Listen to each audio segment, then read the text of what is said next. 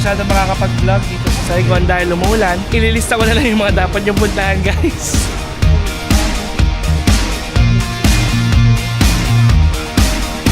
Ang daming magagandang designs pero hindi ako bibili. Wala akong bibilin kahit isa kasi magpapakustomize ako ng suit, so mahal yun. Hala, ang cute! Bakit ganun? Hala, cute. Ayoko na nga.